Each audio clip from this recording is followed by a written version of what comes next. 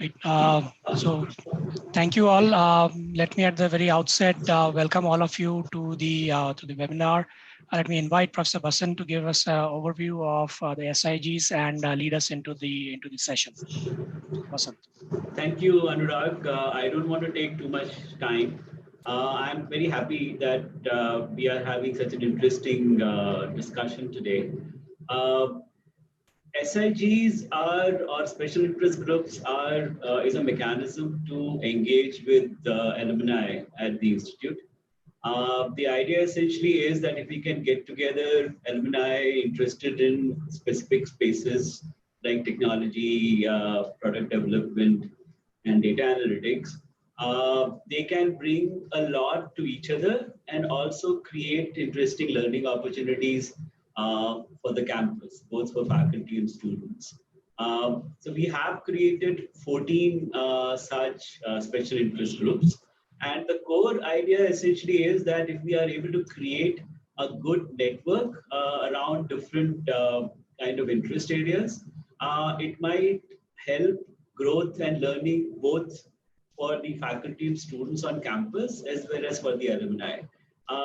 And through these kinds of interactions, one can learn a great deal and also create a more robust network. So I'm quite happy that we are starting this technology and data analytics SIG with a very interesting panel. And I look forward to hearing the speakers. Over to Parag.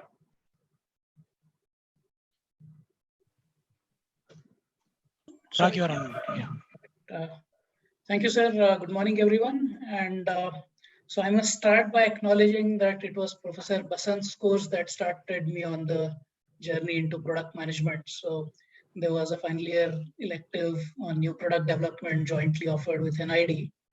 And I think that course was the highlight of the coursework I did at IIMA. And it has continued to help me through my PM career, both from the viewpoint of academic frameworks and also what happens when you have two extremely left-brained engineer MBAs like me and Tushar Singh paired up with two right-brained NID designers.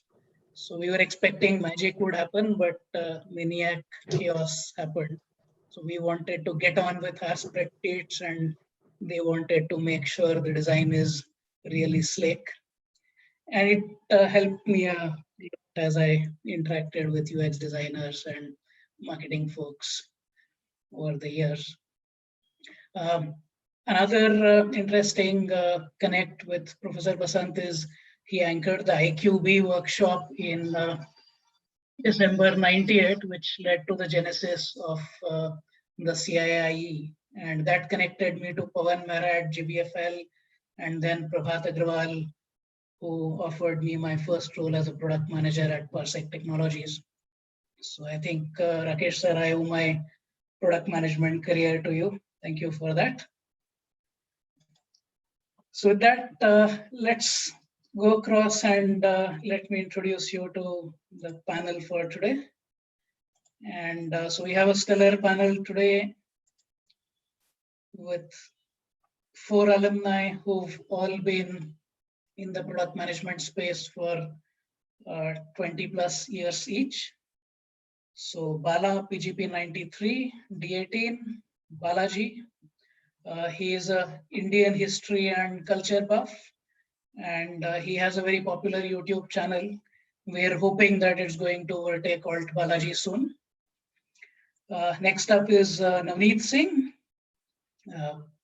PGP 2000, DOM 14, excellent hockey player, DOM name Miranda, so the reference is to Dio and not to Mario.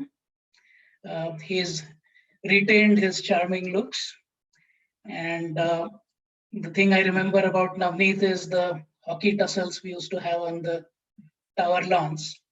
Incidentally, another player that year was Professor Errol D'Souza, visiting us from University of Mumbai. So again, excellent hockey player.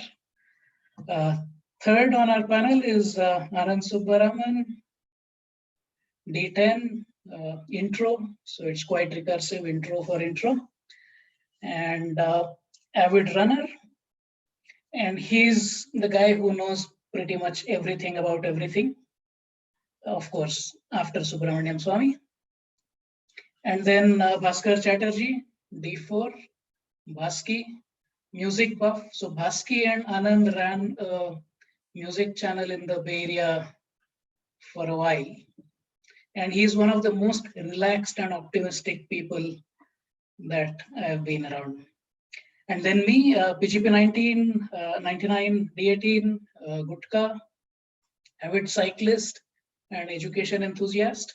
In fact, speaking of education, I have been recently helping teachers do a better job of teaching online. So I spent a bit of time in the Cisco web collaboration group, and leveraging that, I've been trying to help teachers adapt to this new method of teaching. And last weekend, I was supposed to do a workshop for about 60 teachers. And 2 minutes before the session started, they told me they've had a massive overbooking. And so they had an overflow. So 100 was their limit on Zoom. They went to 300 using YouTube streaming. And teachers are a vocal and voluble lot. And I was really struggling to stay on top of the feedback they were giving me on the chat channels. So one of the key success factors for any product manager is to make sure that they collect information from disparate sources, have a coherent view, and then leverage it. So I've tried to reduce the dissonance today. So instead of multiple channels, I've created a simple Google form. Hopefully all the Insta insiders and alumni should find the URL memorable. There's also a QR code scanner, and the link has been put on the Zoom chat as well as the YouTube chat. So with that, let's get going with the panel. So first up, Anand, may I request you to unmute? So Anand, you've been running a large global software business right out of India in the enterprise space. So would you mind talking about the opportunities that you see for product managers who are based out of India but running global products or global businesses? So maybe talk about what segments you think are attractive in terms of industry dynamics as well as employability for MBAs. Sure. Thanks, Parag.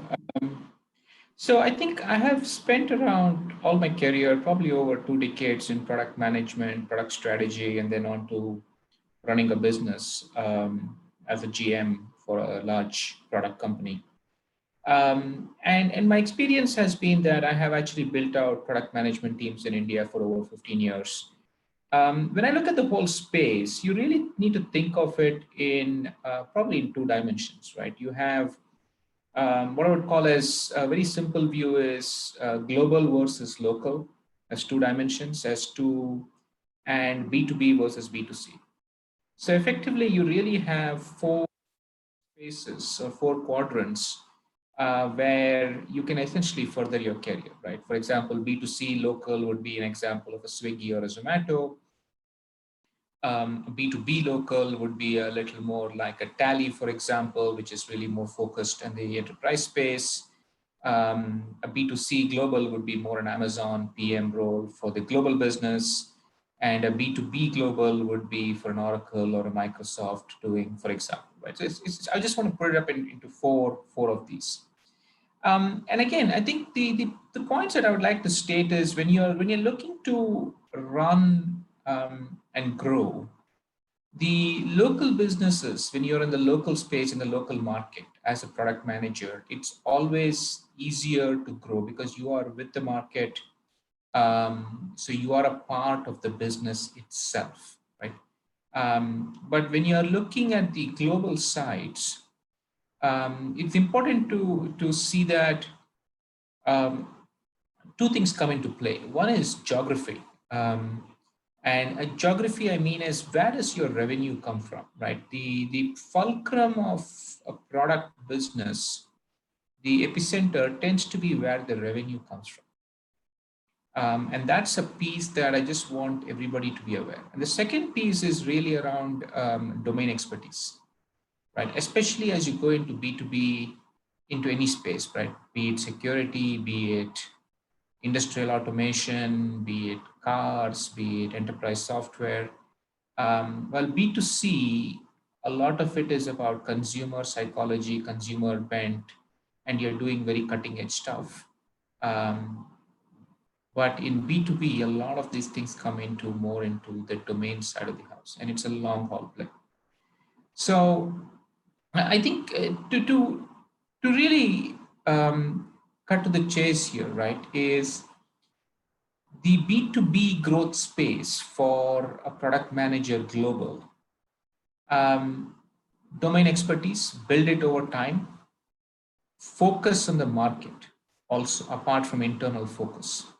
So start helping grow the business in the region that you are in, for example, in APAC, in the Middle East, and so on. That will give credibility to start driving growth. And I also think whether it's remote or not, having stints working elsewhere and coming back in really start helping getting a perspective to help build and grow the business. Now, inherently, again, on the B2C side, inherently, I just believe B2C is a local play. And that's just my belief, right? So B2C local does very well in India. Amazon.in is a great property in India, but Amazon.com, you'll always be second fiddle to Seattle because that's just reality of a B2C where it's much more entrenched with the local things. So that's your kind of hypothesis, right? So if you think India focused B2B, B2C local, you can always grow, get a business going. Global B2B long haul play, prepare yourself for the long haul. It's a marathon, it's not a sprint. B2C global is a very good initiation, but I think unless you're close to the market, I just feel that career opportunities there, at some point you will hit a ceiling. That's my thoughts, Parag. Thanks, Anand. So, Navneet, if you reflect on this, so from the US perspective, things might look a little different. So, what is your take on the ability of remote PM to jump in and grab a global role? Thanks, Parag. So I have had, again, 20 years experience total. Last 4 years, I've been doing product marketing, but then 16 years before that, it was PM. And 1 year, I was in an Indian organization, but the rest of my experience has been with US organizations like Cisco and Oracle, some of those large organizations, and then some startups as well, but US based. So what I saw was that when you look at PMs, when they are hiring, when anybody is looking, these organizations are looking to hire a product manager. There are a few capabilities that are important. So again, if you look at, just search top qualities required of a PM, you'll get different kind of advice. Everyone will have different opinion. I formed my own list just in preparation of this panel discussion. So my list is the 4 major qualities that I'm thinking of. One is you should be able to influence people without having authority over them. So in PM, engineering, support, technical publications or documentation teams, they don't report to you, but you need to influence them. Second is ability to understand technology. In many cases, people come from a business analyst background and don't understand technology deeply, but that's important. Third, prioritization, to be able to see the forest from the trees, that's necessary, and the ability to grow a business like Anand was saying. So what I have valued when I've hired PMs or interviewed PMs is people who have displayed these capabilities. It's one thing to say, I want to be a PM and I would, once given an opportunity, I will actually do these things. But what I have always given more importance to is people who have already demonstrated these in whatever role they are doing. So you may be an engineer, and maybe within engineering, you've displayed an ability to talk to customers, understand their problems by talking to the user experience team, a UX or design team. In my case, I came from an MBA background, didn't understand technology very well. So I took the initiative to design a small plugin for, at that time we were selling middleware. So by designing that plugin, I was able to get into the developer mindset and understand the customer. So if you're coming from a more business background, take on some projects that will display your ability to understand and build technology. If you're coming from a deeply technical background, take on some projects that will display your ability to understand the business and grow the business. So those are some of the things that that I have seen important and that play well when somebody is evaluating you as a PM. And then there are other things that we'll discuss during the course of this discussion. Thanks, Navneet. So, Bhaskar, since Anand brought up his framework of multiple segments, so you are the guy in this group with the maximum B2C and SME, SMB kind of experience both at Intuit and now at Ezetap. So, where do you see opportunities in terms of these segments? Are they mature enough and growing fast enough to hire and afford MBAs? And second thing is the Indian startup ecosystem. So a lot of Indian startups are now thinking of going global. So Ezetap, also you're trying to move into other geographies. So does that open up opportunities for Indian PMs to broaden their horizons and grab global roles? Yeah, thank you for the opportunity, Parag. Just adding on to what Anand and Navneet said, just a small difference with what you said. I have not purely played B2C roles, but definitely B2SME kind of places I definitely have been. But with that background, let me just first talk about India a little bit and then kind of jump to this. So, and we'll talk about sort of how Indian PMs manage for opportunities abroad towards the end of the conversation, right?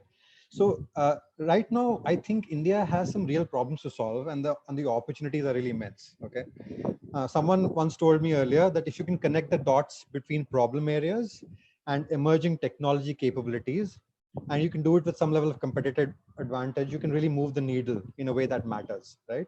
Now, I work in the fintech space, and there are some real opportunities in India, for instance, in payment acceptance, in financial inclusion, availability of credit, services for the unbanked. And some of these actually come into that B2C SME space, right? And what's interesting with what's happening in India is that there's some real infrastructure being put in by government bodies to enable financial transactions, credit networks, and data sharing models. So therefore, there's truly sort of a spurt of innovation happening in India. And there are some really interesting products that it's still sort of early days perhaps, but in the next 3 or 4 years, there may be some really interesting opportunities that emerge as more innovation happens in this area, right? And some people even say that India is perhaps ahead of the curve in terms of sort of truly innovating in this space, right? So to answer your question, do I see opportunities emerging here? I definitely see lots of opportunities emerging here in terms of what could we innovate on, right? Given that the sort of the ecosystem is becoming really fertile to enable new products. There are some other options as well, which are quite interesting. There's education, logistics, healthcare, especially in COVID times, post-COVID, some of these industries have seen a major fillip in terms of, again, the kind of products you can build, and therefore some opportunities there as well. Going back to the question of, can we build products for the world from India, right? It's already starting to happen. If you kind of think about Freshworks, that's a product that's built out of India, very successful abroad, right? Even the likes of Byju's and Ola are also actually truly trying to create products that will actually succeed abroad as well, right? And going back to the point of, what does a PM bring to this job so that they can truly do a good job of taking advantage of these opportunities and capitalizing on them to build businesses. The one thing that I think they should be able to do really well is to the point of domain experience. It's not just how the system works, but how does the consumer really want it to work, to bring that sort of understanding is what the product manager needs to bring to the table. And the way to do that is to truly connect to customers, to be able to talk to them, right? And to do that remotely is challenging, right? And therefore, there are means with which you can do that. You need to have listening posts in the geographies that you are working in, use data, and whenever possible, meet them in whatever forums that you can. At Intuit, when I was working there, they had invested a lot of capabilities to actually find a way for PMs who are even remote to connect to customers. And I think if PMs can bring that sort of diligence into their jobs, they'll be able to do a good job no matter where they are. That's all, Parag. Thanks, Bhaskar. So, Bala, would you mind adding on to this? So, as part of the Microsoft Accelerator and as head of Techstars India, did you see startups that truly believe that they want to build a global product and trying to pull it off at least? Absolutely. I think for any budding product manager, I think startup is a fantastic and fertile ground where most of the startups are looking at how do they build products instead of just services. But let me just probably give a little bit of an arc of history with respect to how this whole function has emerged. Product management is probably the newest function which is growing right now. Traditionally Indian corporates, didn't really believe in product management as in software product management. We had some product managers on a automotive and the manufacturing side. But if I were to look at the IT industry, particularly, we built our IT industry on services. Then later GICs had come, and they are the ones who actually started investing in product management as a function. Some of them, not all of them. And then that's where it started taking birth. And now from there, it moved on to startup world, because many of the people who worked in GICs went on to do their startup. And within the startup ecosystem, initially, you would probably try disrupting what you know already versus going global and things like that. But so there are multiple generations of startups which have come in. I would say right now, from a startup ecosystem, we are in the third generational startup ecosystem. And in this ecosystem, the confidence level of startups is much higher than the previous two generation. And also they believe that they need to build brands and products and more than services. So product management hence becomes key for their success. So if you were to kind of look at product management function, it is still nascent, but it is definitely growing a lot. I personally advise about 30 plus startups. Literally every founder finds herself or himself to be in need of strong product management function and believes in building that. Thanks, Bala. So if we look at segmentation, so all of us talked about segmentation in terms of products, product markets. So if we look at this panel itself as a product, what are the segments we are trying to address? So we were trying to do some brainstorming before this session and also trying to get some data from the alumni office. It looks like there's two broad categories. So there's people with a bit of experience, so alumni, or there may be guests who are non-alumni, and then there are current students. So Navneet, would you mind sharing your thoughts about how people with a reasonable amount of experience, say 5 to 15 years of experience, can position themselves for these global roles? So one of the specific things I want you to address is this whole notion that if you're not in the headquarters of one of these larger companies, you tend to be at a disadvantage when it comes to meatier roles or bigger products. And I've seen you personally struggle with this dynamic both at Oracle and Cisco. And I mean, I dodged the bullet in both organizations by taking slightly broader roles. At Oracle, I moved to industry strategy, and at Cisco, I took on additional site lead responsibilities.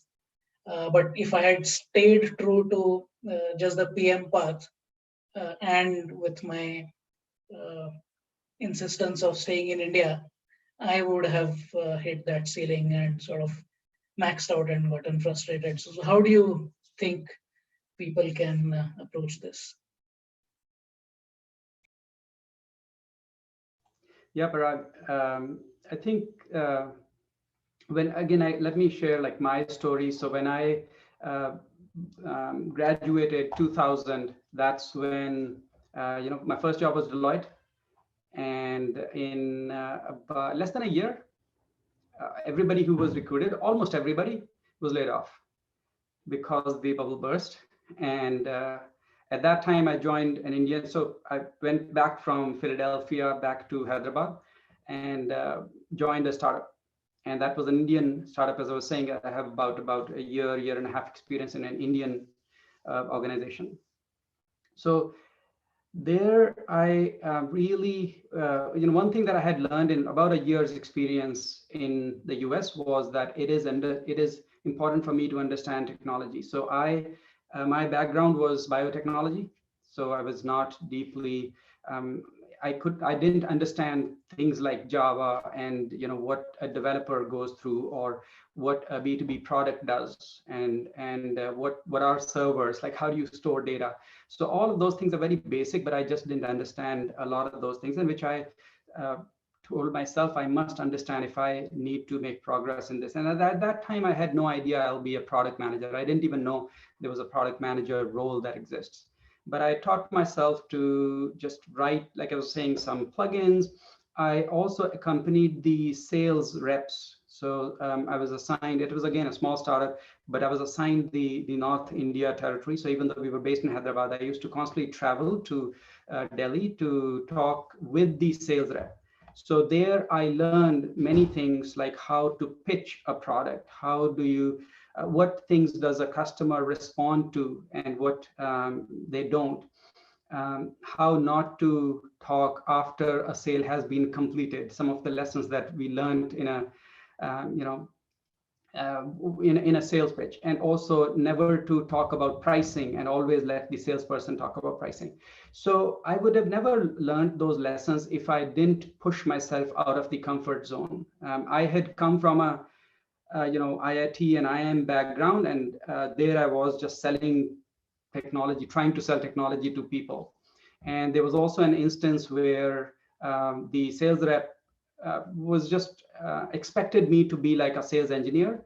And he took me out and said, install this middleware server, WebSphere server, IBM server to, for this customer. And I just miserably failed. I didn't know, I didn't have the skills. And he was pretty mad at me. So long story short, I went through a lot of this where I learned things. I pushed myself out of the comfort zone. I did things like, from that startup, I went to Oracle. I did things like always monitor customer forums, for example, where customers posted issues. So that is something that I had equal access to compared to my US counterparts, because it was online. And I took the initiative to find out answers and post those answers. Hey, if you are struggling with this, this is how you should do it. I didn't always have answers, went to support, went to engineering. Many of those functions were actually in India, and I posted them. And slowly I started getting noticed by people in the US too, that this person is posting a lot of answers to these product questions. So I already had the business skills, and people started noticing my product skills as well. And that's where I got into product management. And then, no matter how much I might talk about my qualities, you always need a bit of a luck as well. So at Cisco, where, Parag, you and I work together as well, it so happened that a new product was being launched. I started reporting to a person in the US. So I was directly reporting to a person in the US, got a break, and where I was able to display my some of my qualities. So I had some luck as well, and that's when I moved to the US. So again, to summarize, there are certain things that you can do in India as well to showcase your capabilities. Another thing could be, writing blogs or doing a YouTube channel. There are so many social media kind of things that are available today that were not available, 20 years ago. where you can showcase business skills, you can showcase, you understand the technology, you can showcase, you understand the customer. So again, each of these we can dive into a lot of detail, but I just wanted to give you some examples and hope that's helpful. Thanks, Navneet. That's a really useful overview, and the pain that you were talking about in terms of what happens when a PM visits a customer with a sales rep totally resonated with me. And it's both sides of the spectrum, really, right? So you are out for a customer visit with the sales guys. The sales guys will introduce you as the developer or the techie. And then in architecture meetings, they will laugh at you and call you the marketing dude. So the PM has to sort of know enough to be dangerous in both situations, yet stay sort of sane.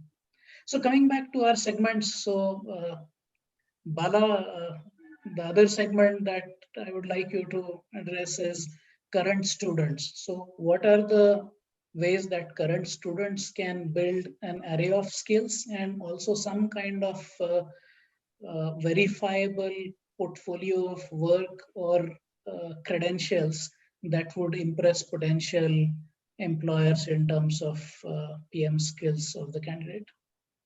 Right. A great question, Parag. And I think product management is like any skill, product management has an art, a science side to it and an art side to it. The science side to it, I think Navneet touched upon it is, what does he look for in a product manager? So more like hard skills, like technology skills and your ability to, influence. And influence is more in the art, I would put it as that. But your ability to think through in terms of market, analyze market, and etc. and all that, and translate that into features type of a thing. I would touch upon the soft side of it because I feel like that's not really taught well, and neither is it indexed properly in schools today. And there are 5 skills that I would touch upon. Number 1 is the ability to present narratives. And that's very, very critical today because product management cuts across so many functions, and the idea that they need to talk to a finance person, a salesperson, a developer, and marketing person and strategy person and all that. So you should be able to tell compelling narratives for you to get your point across and bring everybody together into a common vision and so be effective. So that's very important. And obviously articulation skills are very important. Articulation, I mean by presentation, communication, written, oral, that kind of a thing. It's really soft skill and ability to really navigate through that. And when in the articulation, I would also mention one hygiene, which is that a product manager should be and appear very neutral, because there are obviously competing priorities, competing leanings to a particular problem solving method, and then a product manager should not be seen as biased, and therefore how sensitively this person articulates and communicates becomes very, very critical. And the third one is exactly what Navneet started off with, is the ability to influence. A product manager is typically where the zone will be the authority will be this big, but the influence zone is this big, right? So obviously it is more influence than the authority that you possess. So ability to influence really requires you to negotiate better, to be able to really work well with people, understand their motivation, and then kind of work towards that, right? So it's kind of like what the Chinese politician said, walking by feeling the stones on the water, crossing the river by feeling the stones. So it's literally one step at a time. You have to see the lay of the land and then walk through that very sensitively. Fourth one I would say is problem solving. And problem solving I mean by is don't be very deterministic in the way you approach a particular problem. You need to be a little more exploratory about that. Look at what is the fundamental problem that we are solving, and then not go with a predisposed diagnostic of a solution. A lot of times they fall into the trap of it. They get obsessed with, oh my God, this is a cool visualization tool and I need to somehow fit it into my product, versus is it really solving the fundamental problem of your customer? And in most of the cases, you are dealing with latent problems of your customers, which is not even articulated, right? So you have to really hone your skills in listening more in terms of your how you how you approach a problem. So problem solving and listening, actually, in my opinion, are synonymous to an extent that if you cannot listen, you cannot solve a problem. So that's the fourth one. The fifth one I would call is the ability to think at a systemic level and combine multiple things to create a new solution, which is what I call as the Medici effect, right? So it's kind of you should be able to develop solutions from different disciplines and create something or synthesize something very valuable. So these are the 5 things I would say, which I don't see. You don't see it in a curriculum because it's the art side of it.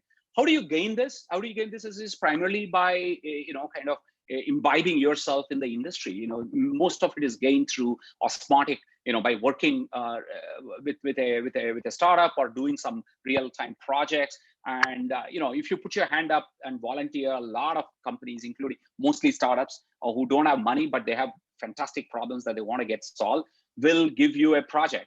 Sign up, right? Sign up, get your feet wet, apprenticeship. These are things that you would really learn, because most of them at a theoretical level, we all nod our heads, but actually when you go through the type of problem that Navneet mentioned, that's when the rubber hits the road and you will kind of feel like, oh my God, how do I solve this? So going through this churn once or twice through that cycle really helps them be prepared. Thanks, Bala. A really interesting set of horizontal skills.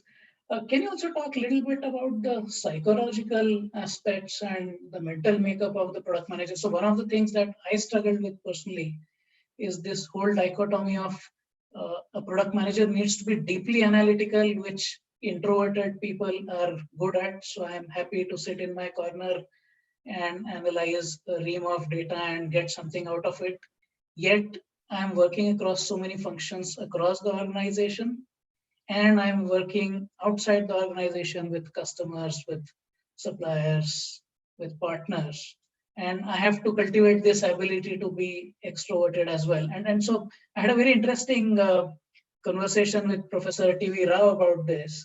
So at A, during the PGP, we had the MBTI administered, and I was on the far left spectrum as an introvert. And then Oracle had this leadership development program that I was part of, where they administered the MBTI again. And Professor Rao incidentally was leading this exercise.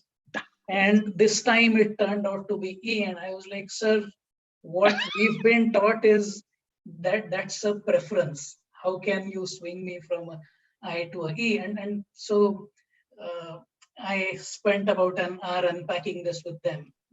So Professor Rao and a couple of other coordinators. And they said, look, I mean, yes, you are an introvert by preference, but since you worked for 15 years and been slapped around, you've developed an extrovert shell. So between 6 and 8 p.m., you're happy to go out for a drink or two with the sales guys. But at 8 p.m., you're again, okay, sorry, I need to go home. I have a 5 a.m. cycle ride. So that's it. So we develop some kind of psychological armor to protect ourselves.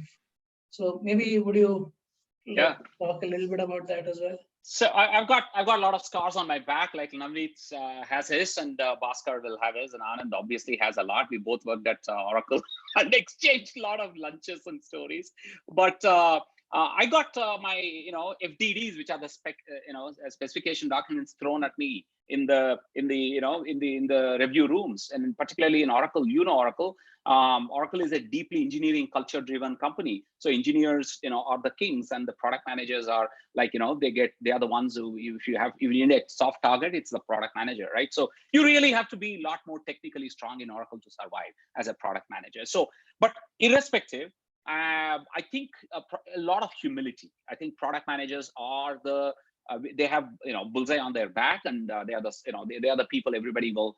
And obviously in any journey, a lot of things will go wrong than the things that go right? So, and success has many fathers, but guess who failures are owned by product managers, right? So I think there is that situation. So this is a mindset. This is a mindset, and you have to enjoy the process. You have to learn from it. You have to enjoy the process, which is why humility is very important, and ability for you to kind of move from I to E in a very flexible manner. And the flexible mindset is very, very critical, right? Because in front of the customer, I've done the same mistake as like what Navneet said. My first customer interaction, the sales guy got, my face was turning red because the sales guy is promising features to the customer that we have not even spec'd out yet, right?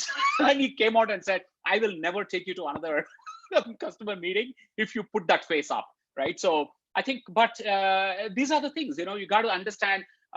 Deep empathy is another one from a mindset perspective, is that like you have to understand that sales guys are sales guys. They will use you to close a deal. They're not really interested in the long-term roadmap and all that stuff, correct? The tech guys are tech guys. They are interested in the long-term tech debt and how beautifully they are architecting and a particular solution. They don't want to leave any tech debt. They feel like every line of code they write is their legacy. So these are two competing extreme ends of way of looking at stuff, and product manager is like going between these two, right? So you're absolutely right. Flexible mindset, should be able to go from like I to E, at the drop of a hat, and should be able to take on many FDDs thrown at you, right? So humility, these are mindset perspective is very critical for somebody to be a good product manager.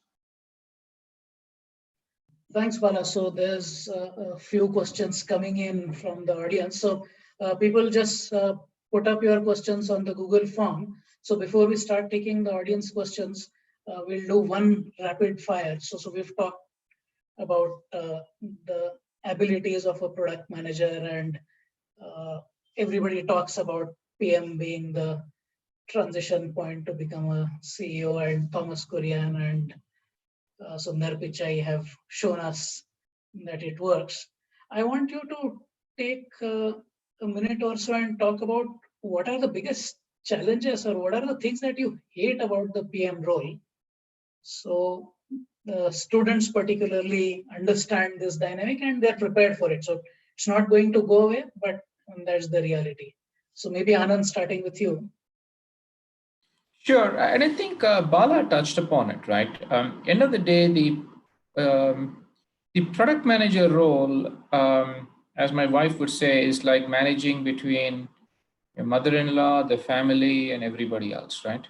You just have this very delicate balancing act of balancing within 20 people and their agendas, their political agendas, and everything else, and charting a path to success, right?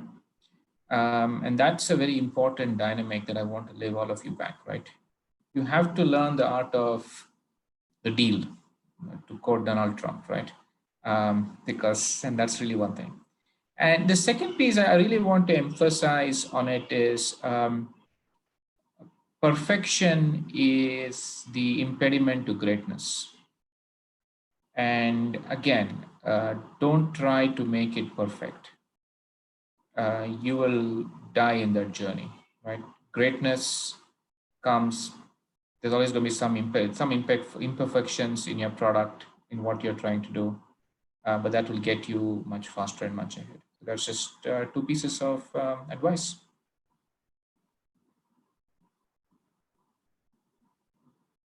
Thanks, guys. Feel free to unmute and pitch in. So we'll do this one as a rapid fire. Bhaskar, Navneet, Bala. Well, so I did 16 years as a product manager, and last 4 years I've been a product marketing person. So one thing that I have not missed in my last 4 years, which was my biggest challenge, is SEs, especially sales engineers, always throwing barbs at you about, why is this not in the roadmap? You promised this 6 months ago, or 12 months ago, or 18 months ago. Why is this not on the roadmap? So that is something that I don't miss, and that was really, really challenging. Having sales on the one side, or SEs, especially the system engineers on one side, and the engineering team on the other side, and trying to be the middle person in between. That's something that that was really, really challenging. Okay. Go ahead, Bhaskar. Okay. So if you're doing a job well, you'll be saying no a lot more than you're saying yes. And that it just gets difficult to say no sometimes to customers, to your management, to your sales guys, as noted earlier. And if you're really doing justice to your job, you just have to keep saying no. most of the times, because you have to hold on to what's really important. And that I think is the tough part. Yeah, I would say, I think to some extent, like what Anand said, politics. When you put three people in a room with different motivations, you will see some politics, and product management is in the middle of it, right? So it becomes an easy target if you don't protect yourself. I hated always dealing with that side of it. I always like the pure creation of value part of it. But unfortunately, the toll you pay as part of it is to manage the political motivations of many people. That's something I don't miss even when I'm not doing product management. So that's the hard part. But guess what? That's the life is messy, and this is how it is. Thanks. So let's take some questions from the audience. So let me start with P12 Virana. So the question is, you're working on a product. How do you reach out to customers to truly understand what they need when you don't have data? You need to sort of feel your way intuitively. And Bhaskar, maybe your space is probably the trickiest in terms of the disparate audiences that you're trying to address, both in terms of maturity of using financial products as well as geographies. So how do you feel your way through this? Yeah, so it's not easy, but there are two different types of customers. There are the small and medium guys, or even B2C guys, and then there are the enterprise customers, right? So, and you have to figure out how to sell to each one. And before you build a product, you actually have to invest time to understand whatever you are creating in your mind, does that hold currency with your prospects, right? So, and there's only one way to do it, is to actually go and talk to them, and in the enterprise space, perhaps go and try and sell them the idea, right? So, for example, when Slack got created, they actually had created a video to kind of promote a product that they did not yet have, right? So this is the standard lean concept, where you try and sort of create something, but don't invest in it, but try to get currency by getting in front of customers, whether it's a small and medium customer or an enterprise customer. Try and get some currency from them to say, yeah, this is truly interesting, I'm really interested. And if they're not talking to you, you sort of model it as a sales process. And if you truly have something that's interesting, they'll get interested and talk to you. But there's no real good answer here. If you have a big customer base that you already have, you're not going from like really small place, you can always, of course, go and talk to your existing customers. They'll almost always create time for you. But if you're trying to get into a new complete space, that's difficult, but there's no other way to do it. You have to get in front of them. Thanks, Bhaskar. So Navneet, I'll toss the next question at you. So P17 Mikul, the question is, how do you manage this leap from India to, say, working in the US, or lobbying or pitching for a global role when you're outside the organization? So you talked about your experience of moving internally, but given that remote first or remote friendly or work from anywhere is likely to at least be given lip service by many organizations. So if I'm based out of India, how do I pitch myself for a global role? And related is, does IIMA as a brand carry recognition and value in that process? So if you are the hiring manager in the US, would you be impressed by a CV that says IIMA? Of course, I mean, assuming that you're not an alumnus. Yeah, yeah. I was going to say I would definitely be impressed. So yeah, the question is, if you are in India, how do you position yourself well for the global role? So I think in some ways, I would say just maybe try to have a slightly different mindset. It's not about positioning yourself for a global role. In my view, again, I was not positioning myself for the global role. It was, in my view, I was trying to trying to build a product, trying to help customers, trying to show my skills. And in the process, it happened that I got positioned for a global role, and it was only because I had shown some of those skills. So again, I would say at that time we did not have like global customer, we call them executive briefing center or EBCs, where customers come in and you present your product to customers. Today, we are doing these virtual EBCs and people are joining from all over the place. We have a person who was our data science person, and I was in a meeting with the person, and I just happened to ask him, are you close to the office? He said, I'm in Finland. So he just moved to Finland after COVID hit, and he just is going to be working from there. So if you are able to show that you have a good grasp, a solid grasp of the product, and you have excellent storytelling skills, like Bala was saying, you can turn technology into benefits and talk to the customer, talk in their language, you can position yourself as an ambassador of the product, and you will be in demand for in terms of presenting the product to the customers. But you have to take baby steps for that. Like I gave you the example of a forum. Another example is that when I was in India, I came to know that user experience or UX design agency was interviewing firewall customers. So I was a product manager for firewalls, network security.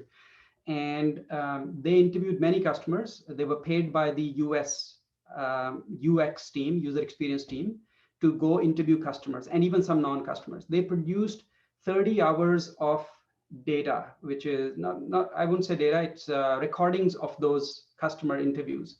And I just used to listen to those recordings. I got hold of those recordings. I used to listen to them every day when I was going to the office, coming back from the office. Those 30 hours I listened to at least 4 or 5 times. And I just got into the mindset of a firewall administrator. Like, what do they really feel like? What do they value? What is a day in the life of a firewall administrator? And I was able to articulate it so well that, again, people noticed it. As I was presenting, as I was, again, answering questions, as I was interacting, even with support, even with engineering, people started noticing that, because there is somebody who is a director of engineering or senior director of engineering or VP of engineering who is in India, but talking to the PM in the US. So people notice that. And I think it's more about developing your skills and also investing a little bit into how to market those skills, how to put those skills in front of other people where they get noticed. Thanks, Navneet.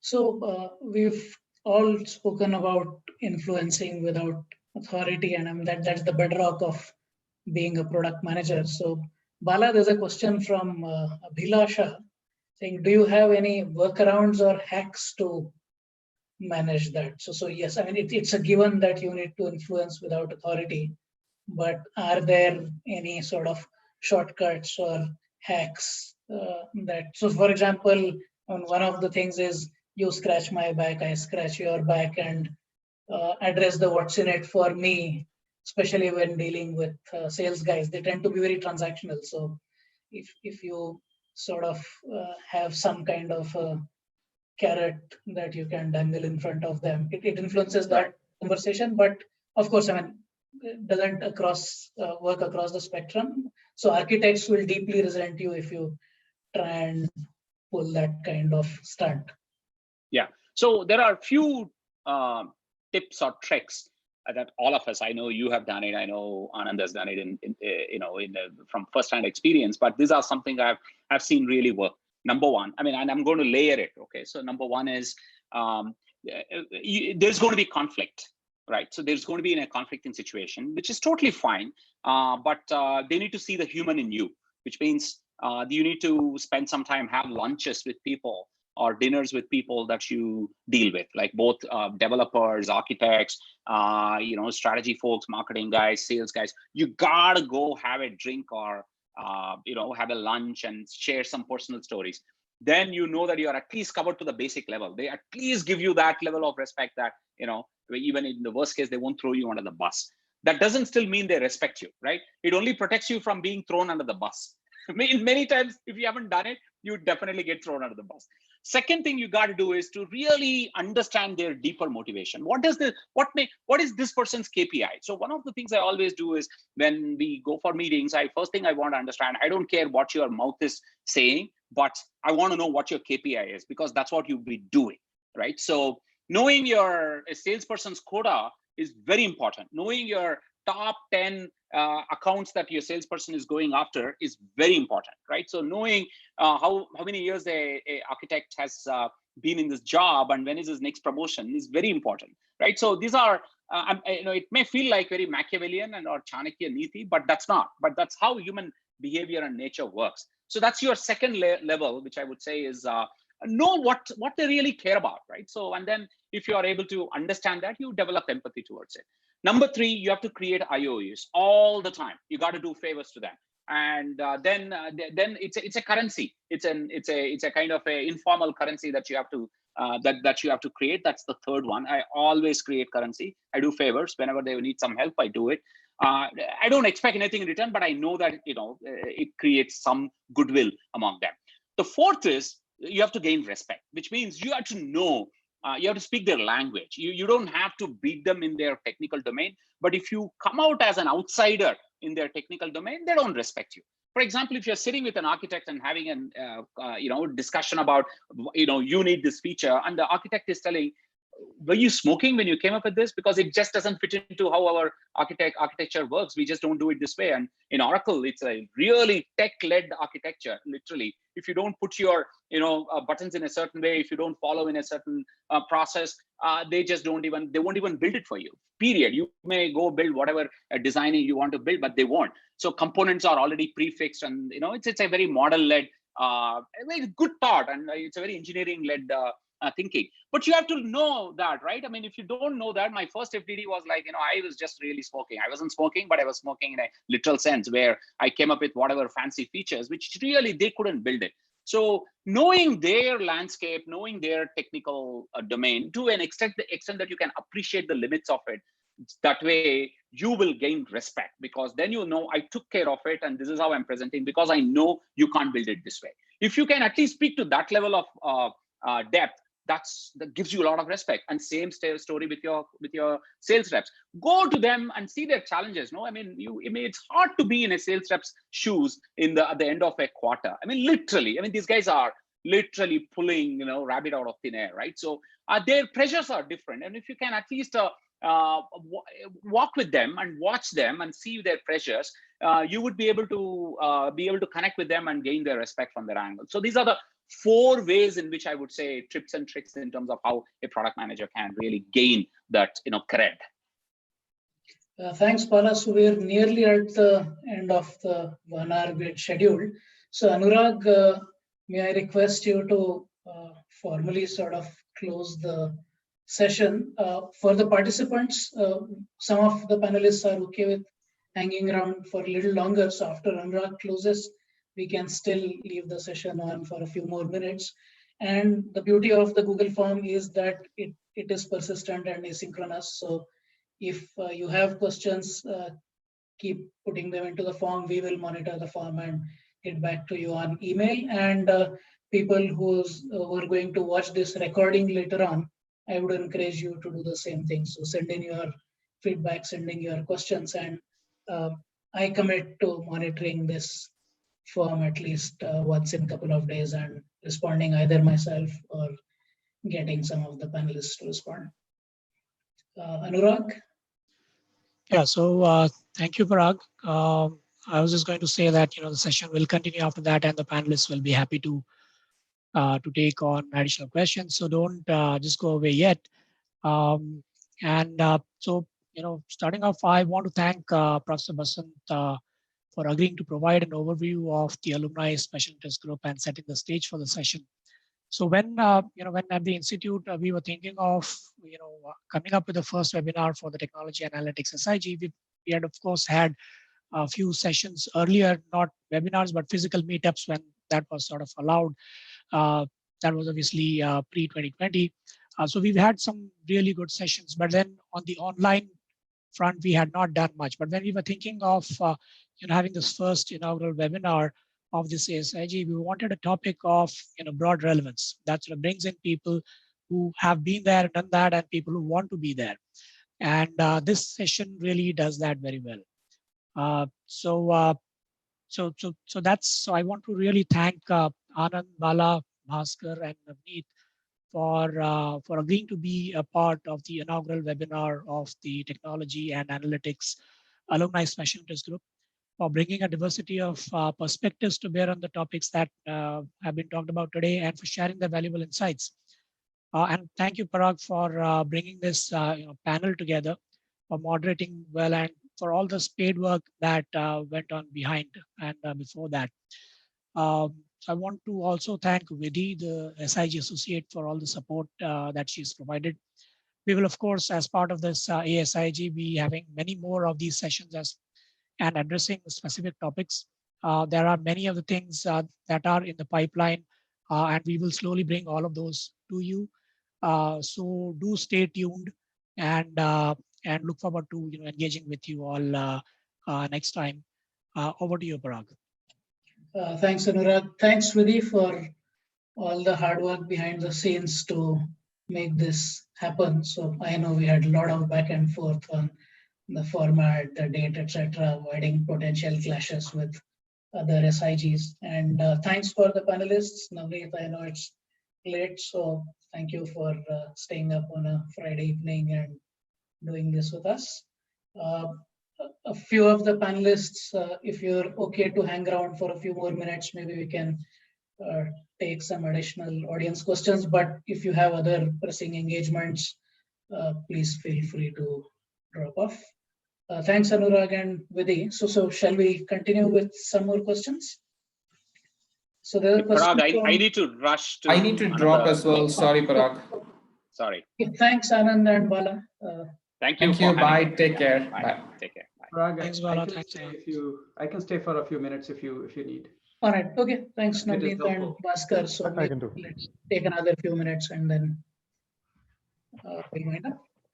Okay. So there's a question from Vinay Kumar. So the question is, there are startups like Freshworks and Zoho, which are being recognized as product companies.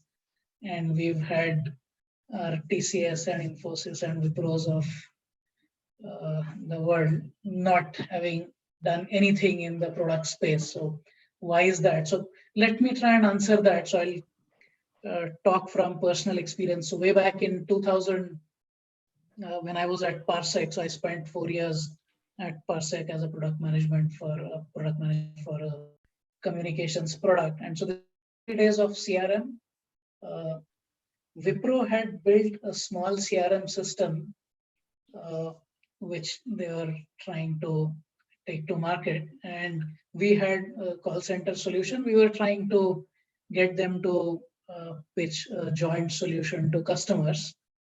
And we were willing to do our share. And so in the conversations with the Wipro team, ultimately it came down to a point where they said, look, this has been built using people who are on the bench. And for us, the implicit cost of this is zero. We're going to invest zero marketing dollars in pushing this product. And all of us know in the enterprise space, it's all a demo and reference game. So you have to literally buy your first few customers and make them referenceable before you start seeing any revenue traction. Forget profitability. Now, Indian services companies have a very different padta kind of mindset where they are wedded to their 25, 30, 35% margins. And it is anathema to them to invest in a product cycle where for the first 2-3 years, they are going to get negative ROI, and you don't even know if that product is actually going to make money. So I hope that answers the question. And we've seen some sporadic attempts by them. So for example, TCS and Infosys both have built reasonably credible core banking solutions. So Banks 2000 at TCS and then Infosys as Finacle. But when it comes to trying to take this to market aggressively, their heart is still in the services business where they want very tangible revenue stream coming from the customer, and that unwillingness to invest upfront is, I think, what stymies them. Parag, if I may just add, the first company I worked for was actually a separate company incubated by Infosys as a product startup in the US, and they had actually taken some of the best people from Infosys to set it up. But the thing to learn there is that they did not set it up as part of Infosys. They set it up as a separate company because they wanted it to run independently. Because for the same reasons, the mindsets are different for a services versus a product company.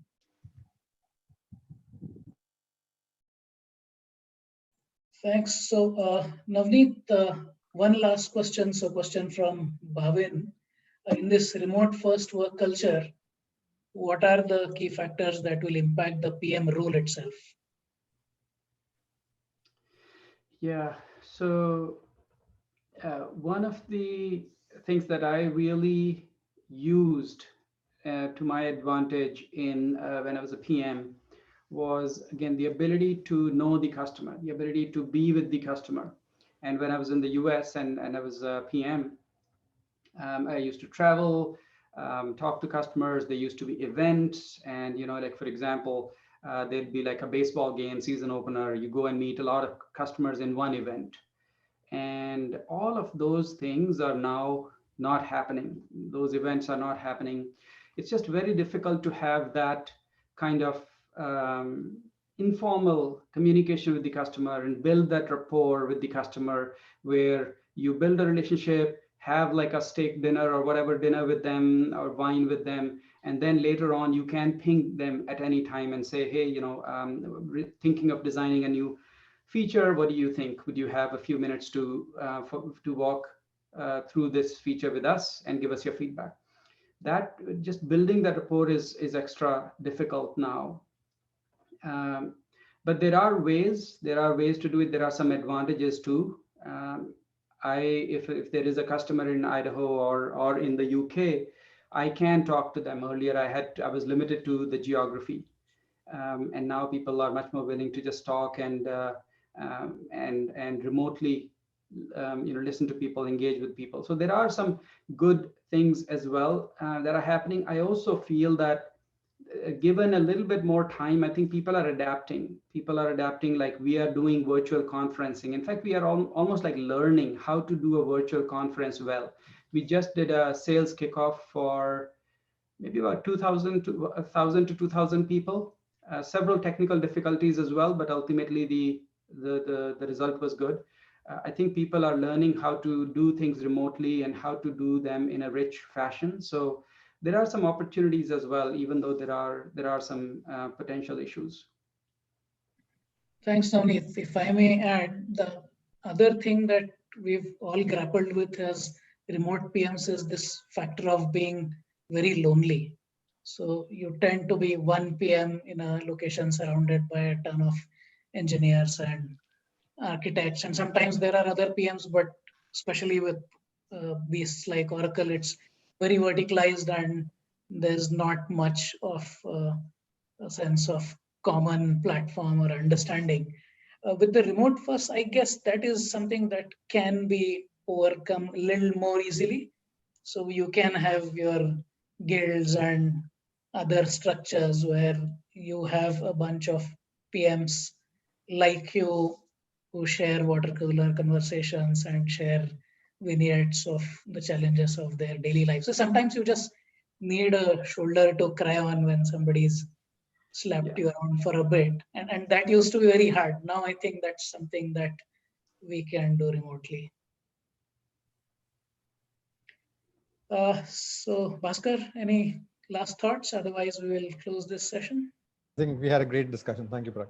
All right, thanks for the lively participation and have a great day. Thank you. Parag, can we close the session?